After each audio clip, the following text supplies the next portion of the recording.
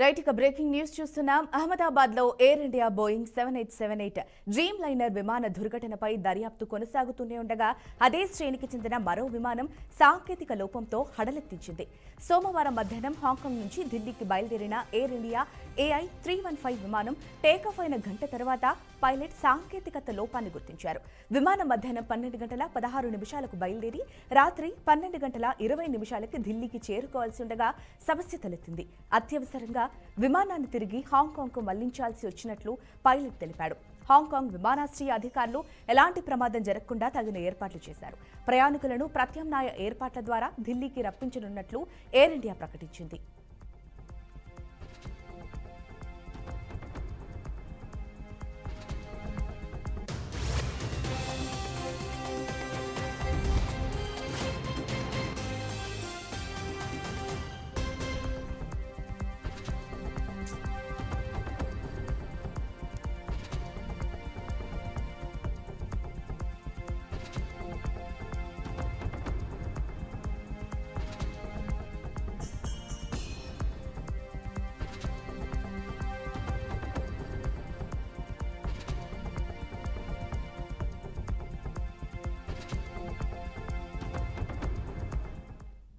ప్రపంచ చమురు మార్కెట్కు జీవనాడి అయిన హర్ముజ్ జలసంధికి పశ్చిమాసియాలో ఉద్రిక్త పరిస్థితులతో ఆందోళనలు వ్యక్తమవుతున్నాయి.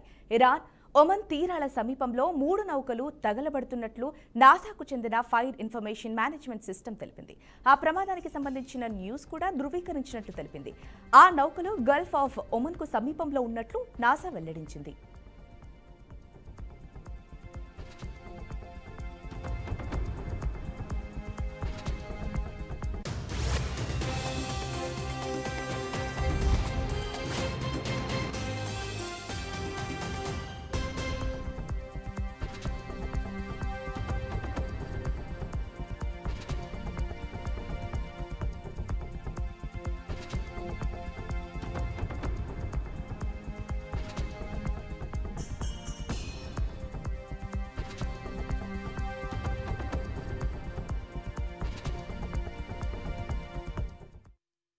తెలంగాణ రాష్ట్ర ప్రభుత్వం లేఅవుట్ రెగ్యులరైజేషన్ స్కీమ్ గడువును మరోసారి పొడిగించింది.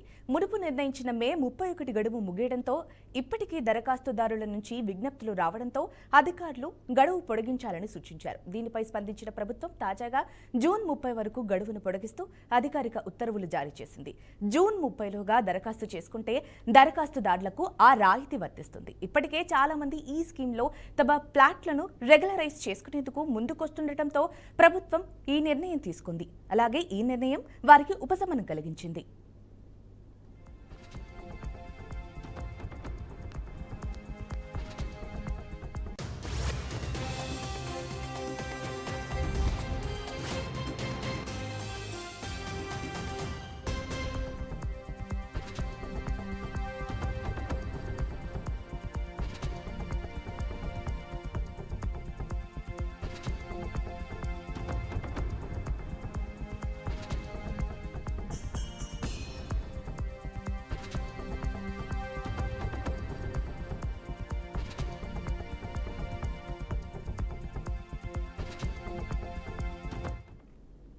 మహబూబాబాద్ జిల్లా పాలకుర్తి నియోజకవర్గం ఇన్ఛార్జి వెల్టూరు నగేష్ ఆధ్వర్యంలో ధర్నా నిర్వహించారు. కాంగ్రెస్ పార్టీ అంటేనే నిరుపేదల పార్టీ అంటున్నారు. కానీ ఇక్కడ మాత్రం చూస్తే అసలైన నిరుపేదలకు ఇందిరమ్మ ఇండ్లు రావట్లేదని ప్రజలు ఆవేదన వ్యక్తం చేశారు. ఇల్లు, భూములున్న వారికి డబ్బులు తీసుకుని మరీ మంజూరు చేస్తున్నారని ఆరోపణలున్నాయని అన్నారు. జనసేన పార్టీ తరపున మేము నిరుపేదలకు అండగా ఉంటామని హామీనిచ్చారు. స్థానిక ఎమ్మెల్యే ఈ సమస్యను పరిష్కరించి అసలైన నిరుపేదలకు ఇందిరమ్మ ఇల్లు మంజూరు చేయాలని డిమాండ్ చేశారు.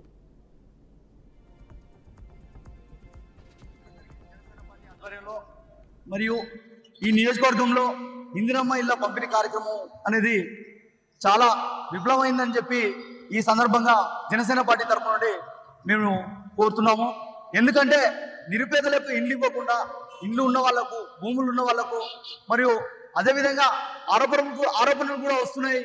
ఇందిరమ్మ ఇండ్లు అనేది డబ్బులు వసూలు చేసి, అంటే ఆరోపణలు ప్రజల దగ్గర నుండి డబ్బులు వసూలు చేసి ఇందిరమ్మ ఇల్లు పంపకాలు అనేది చేసిందని ప్రజల నుండి ఆరోపణలు వస్తున్నాయి. ఇది జనసేన పార్టీ నుండి మేము తీవ్రంగా ఖండిస్తున్నాం. నిరుపేదలకు ఇండ్లు అందించాలి. రాష్ట్ర ప్రభుత్వం ప్రతిష్టాత్మకంగా ప్రవేశపెట్టే ఈ యొక్క పథకం కూడా నిరుపేదలకు అందకపోతే మరి ఎందుకు ఇది ప్రజాపాలన అని చెప్తున్నారు, ప్రజల ప్రభుత్వం అని చెప్తున్నారు, మరి నిరుపేదలకు ఇల్లు ఎందుకు ఇవ్వలేకపోతున్నారని ఈ యొక్క కాంగ్రెస్ ప్రభుత్వాన్ని జనసేన పార్టీ నుండి డిమాండ్ చేస్తున్నాం. రేకుల ఇల్లు ఉన్న వాళ్ళు అలానే ఉంటున్నారు, గుడిసెలు ఉన్న వాళ్ళు అలానే ఉంటున్నారు, మరియు డాబాలు ఉన్న వాళ్ళు, భూములు ఉన్న వాళ్ళు, ఎకరాలకు భూములు ఉన్న వాళ్ళు ఈ యొక్క పథకానికి సంబంధించిన 5 లక్షల మొదటి డాబాలో నిరుపేదలకు అందకుండా ఇల్లున్న వాళ్ళకు ఇస్తే ఏ విధంగా ఈ పథకం ఉపయోగపడుతుంది? మరి ఈ కాంగ్రెస్ ప్రభుత్వం తీసుకున్న నిర్ణయాన్ని వెంటనే దీన్ని ఎమ్మెల్యే గారు, స్థానిక ఎమ్మెల్యే గారు క్షేత్రస్థాయిలో పరిశీలన చేసి ఈ యొక్క నిరుపేదలకు అందినయా లేదా అనేది కూడా ఒక కమిటీ వేసి.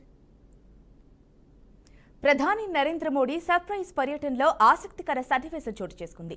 చారిత్రక నికోసియా కేంద్రంలో మోడీకి అక్కడ అధికారులు ఘన స్వాగతం పలికారు. ఈ క్రమంలో నికోసియా కౌన్సిల్ సభ్యురాలు మైఖేలా క్రిథియోటి ప్రధాని మోడీ పాదాలకు నమస్కరించింది. ఈ ఘటనకు సంబంధించిన దృశ్యాలు ఇప్పుడు సోషల్ మీడియాలో వైరల్ అవుతున్నాయి. మైఖేలా చేసిన నమస్కారం ద్వారా ఆమెకు భారతీయ సంస్కృతిపై ఉన్న గౌరవం కనిపించింది. మోడీ కూడా హృదయపూర్వకంగా స్పందించారు. ఆమె తలపై చేయి పెట్టి ఆశీర్వాదం ఇచ్చారు.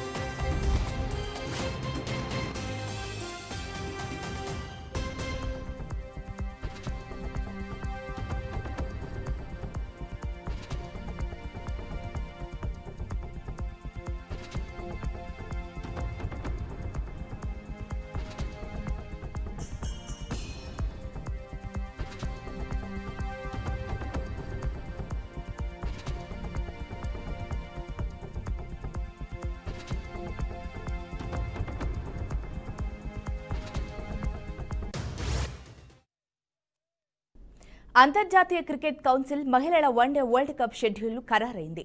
ఈ టోర్నమెంట్కు భారత్, శ్రీలంక దేశాలు సంయుక్తంగా ఆతిథ్యం ఇవ్వనున్నాయి. సెప్టెంబర్ 30 నుంచి నవంబర్ 2 వరకు టోర్నమెంటులు జరుగుతాయని తెలిపింది. మొదటి సెమీఫైనల్ అక్టోబర్ 29న గౌహతి లేదా కొలంబో వేదికగా, రెండో సెమీఫైనల్ అక్టోబర్ 30న బెంగళూరులో, ఫైనల్ మ్యాచ్ నవంబర్ 2న బెంగళూరు, కొలంబో వేదికగా జరగనున్నాయి. ఈ టోర్నీలో ప్రపంచంలోని అగ్రశ్రేణి జట్లు పాల్గొనుండటంతో మహిళల క్రికెట్ అభిమానులకి ఎంతో ఆసక్తికరంగా ఉండనుందని క్రికెట్ కౌన్సిల్ తెలిపింది.